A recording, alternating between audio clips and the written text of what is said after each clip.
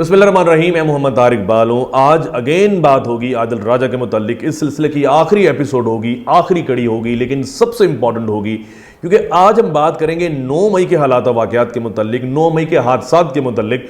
9 मई को ये मुसलसल वीलॉग्स बना रहा था, ट्वीट्स कर रहा था, फौजी छावनियों पर हमले की तरगीब दे रहा था और आजकल ये बात कर रहा है कि जी 9 मई को जो भी हादसा हुआ और जो फौजी छावनियों पर अटैक्स हुए वो एक फॉल्स फ्लैग ऑपरेशन था। मतलब है ये सब कुछ आर्मी ने खुद किया, उसको ड्रामा का नाम देता। ये आईएसआई के लोग थे, हमारे लोग नहीं थे, मतलब पीटीआई के लोग ये नहीं थे। तो इस सिलसिले में इसकी ये 2 ट्वीट्स जो हैं ये आप लोगों के सामने हैं। और एक तो इसने ये बात की, today everyone is talking about the false flag on 9 मई। तो एक तो ये था। फिर इसने एक वीलॉग बनाया कि 9 मई का ड्रामा आश्कार, ब्रेकिंग न्यूज। अभी हम जानते हैं कि 9 मई के इसने क्या एक खास ट्वीट की और उसके नीचे लोगों का रद्द अमल क्या था और जो लोगों ने बातें की, अगर वो गलत बातें हैं, इसने रोका क्यों नहीं? क्योंकि इसके चाहने वाले, इसके मानने वाले ही नीचे कमेंट्स कर रहे थे। तो आपने बस एक तीली लगानी होती है, उस तीली जो है उससे वो एक बड़ा अलाव जो है लोग खुद ब खुद बना लेते हैं। तो इसने 9 मई वाले दिन 2023 को ये ट्वीट की, चलो चलो जी GHQ चलो, चलो चलो कोर हेडक्वार्टर चलो, चलो चलो ISI हेडक्वार्टर चलो, चलो चलो नैब इस्लामाबाद लाल मस्जिद के सामने चलो, चलो चलो छोटे शहरों में छावनी में चलो। तो ये इसकी ट्वीट है जो आप लोगों के सामने है। इसका मतलब क्या लिया जा सकता है? इसके बाद भी ये कहने की जरूरत है कि जी फॉल्स फ्लैग ऑपरेशन है, ये ISI का ड्रामा है। इसकी ट्वीट अभी तक मौजूद है। तो इसके नीचे लोगों का रद्द अमल क्या है वो जरा पढ़ लें, उसके बाद आज के इस वीडियो को खत्म करते हैं। एक वीलॉगर पाकिस्तान जिंदाबाद के नाम से कहता है, सिर्फ चलो चलो नहीं, पथराव करो, इनके सर फाड़ो। एक और बंदा समद खान के नाम से बात करता है, मर जाओ या मार दो, आज कुछ कर दिखाने का वक्त है। फिर एक और खातून जो है वो करती है, मुल्क में अदालत ख़त्म, कानून ख़त्म, बदमाशी और ताकत का राज, अब अवाम से गुजारिश है अपनी ताकत दिखाएं, निकलो खान की ज़िंदगी बचाओ, इनफ इज़ इनफ। एक और खातून है वो बात करती हैं कि बिल्कुल ये सही जगह हैं। जब इसने ये फौजी छावनी की बात की, बिल्कुल ये सही जगह है एहतजाज के लिए, सड़कों पर तोड़ फोड़ का कोई फ़ायदा नहीं। मतलब है इन जगहों पर जाओ और तोड़ फोड़ करो। फिर एक और शख्स इसमें बात करता है, आज इनकलाब ना आया, अपने लीडर्स को आज़ाद ना करा सके तो मर जाओ पाकिस्तानियों, मर जाओ, गुलाम ही मरोगे। एक और खातून ने बात की, लोगों को GHQ के बाहर पहुंचना चाहिए, रास्ते में कोई भी रुकावट खड़ी करे तो उसका सर फाड़ दो, कोई कानून नहीं अब, और GHQ का घेराव करते ही खामोश मुजाहिदों की बारी। अब इसकी ये एक ट्वीट मैंने आपके सामने रखी। आप 9 मई वाले दिन इसकी ट्विटर अकाउंट पे चले जाएं और आप फिर देखें उसमें क्या क्या कुछ इस बंदे ने किया। ये एक सबसे इंपॉर्टेंट ट्वीट थी जिसके नीचे लोगों के कमेंट से जो मैं आप लोगों के सामने लेके आया।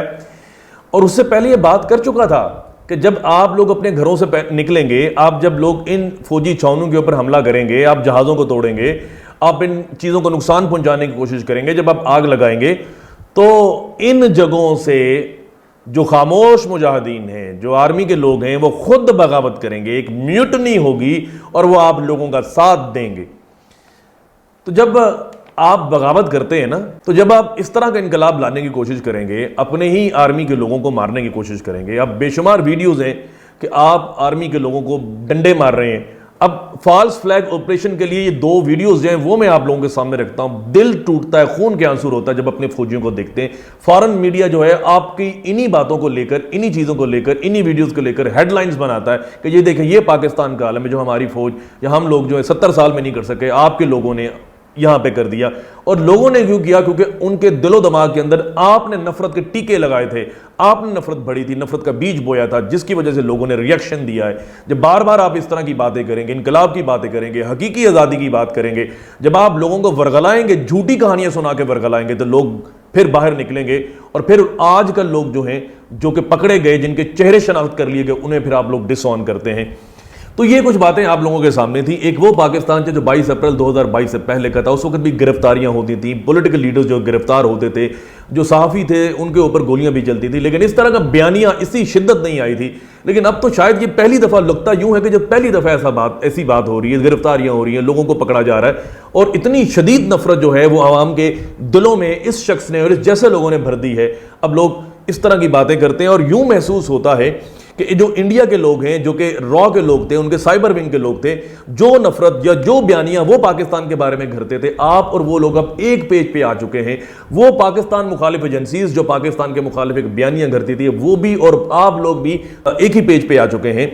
जो अपने प्रॉब्लम्स हैं, जो आप एक घर के अंदर बंद रहकर, बंद कमरों के अंदर भी आप अपने प्रॉब्लम्स लेकिन पब्लिक में सामने नहीं लेके आते आप लोग। अब आप गालियों को और इन दुश्मनाम तराजियों को, आप तज़हीक को और नाम बिगाड़ने आर्मी के लोगों के आप सामने लेके आ चुके हैं। अब क्या कहने आपकी इस सोच का, इन बयानियों का और इन जैसे लोगों का जो ये बयानियां आप लोगों को देखते हैं, जिन्हें आप मिन्नो तस्लीम करते हैं। लिहाजा आपके होते हुए तो हमें किसी दुश्मन की जरूरत नहीं है। जो दुश्मन पिछले 70 सालों में बयानियां नहीं बना सका, आप लोगों ने बना दिया। और आप लोगों ने पाकिस्तानी कौम के दिलो दिमाग के अंदर जो एंटी आर्मी सेंटिमेंट है वो जनरेट कर दिया। दुनिया की मिसालें सामने हैं। लीबिया के अंदर उन्होंने जब लोगों को एक आज़ादी के लिए एक उभारा और लोग सामने आए, तो फिर आज देख लें लीबिया कहाँ बैठा है। वो ट्यूनिस की मिसाल देख लें, जब आप जिसको अरब स्प्रिंग कहते हैं, तो उन कंट्रीज़ के आज एग्जाम्पल्स देख लें। और यही हाल आपके दुश्मन जो है पाकिस्तान का चाहते हैं। एक ही वो काम चाहते थे कि पाकिस्तान की अवाम फौज के मद्दे मुकाबल खड़ी हो जाए, और वो आप लोगों ने कर दिया, इस जैसे लोगों ने कर दिया, मेजर आदिल राजा जैसे लोगों ने कर दिया। तो इस तरह के लोगों से हम लोगों को, आप लोगों को बचना चाहिए। जो इख्तलाफात हैं वो हो सकते हों, वो पार्लियामेंट के अंदर बैठ के हल हो सकते हैं, वो उसका और बड़े जाविये हो सकते हैं और बड़े तरीके हो सकते हैं। पब्लिकली आकर जब आप गालियां देंगे, इस तरह के दुश्मनाम दराबियां करेंगे, तो ये मसले का हल बिल्कुल नहीं है और ना होना चाहिए, जिससे आपके दुश्मन जो है वो खुश हों और वो खुशी के शादियाने बजाएं। आपकी बातों को लेकर, आपके वीलॉग्स को लेकर, आपकी ट्वीट्स को लेकर वो हेडलाइंस बनाएं और उसी चीज़ को लेकर पूरे पूरे प्रोग्राम तरतीब दिए जाएं। तो क्या ज़रूरत है आपके मुखालिफ लोगों को आपके खिलाफ अब लड़ाई करने की? अपने लोग ही मौजूद हैं।